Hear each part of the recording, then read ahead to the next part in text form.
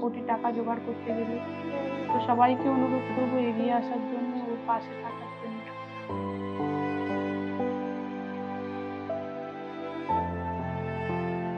নমস্কার।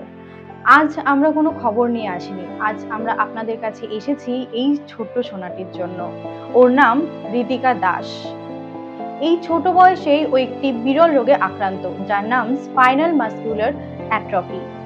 এই রোগের চিকিৎসা খুবই ব্যয়বহুল, যা একটা মধ্যবিত্ত পরিবারের ক্ষেত্রে খুব কঠিন হয়ে যায় সেই টাকাটা জোগাড় করার জন্য।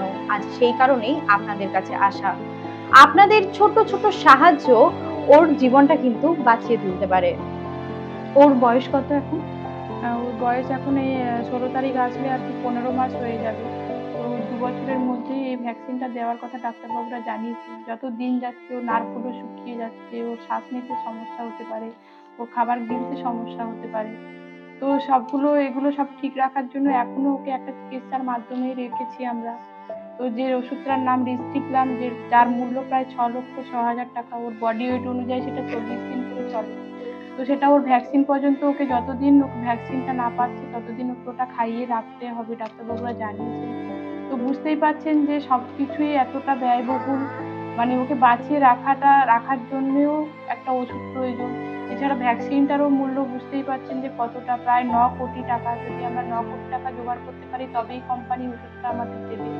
তো আমরা এখনো পর্যন্ত ইম্প্যাক্ট গ্রুপের মাধ্যমে ক্রাউড ফান্ডিং করে 1,26,00,000 কিছু টাকা জোগাড় করতে পেরেছি।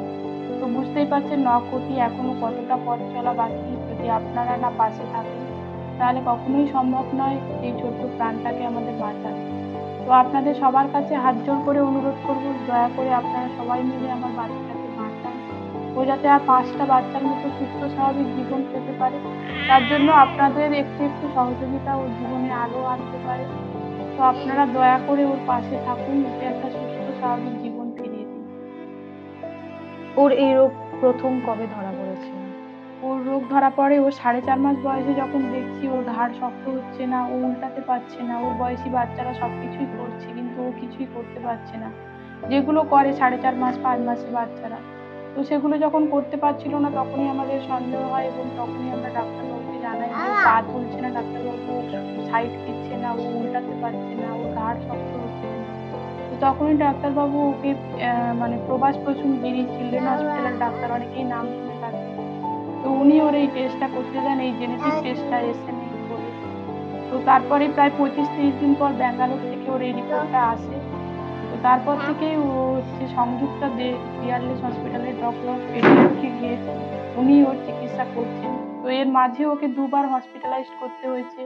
ওদের ইমিউনিটি পাওয়ারটা এতটাই কম থাকে, খুব সহজেই ঠান্ডা লেগে যায়, খুব সহজেই ওদের শ্বাস প্রশ্বাসের প্রবলেম শুরু হয়ে যায়।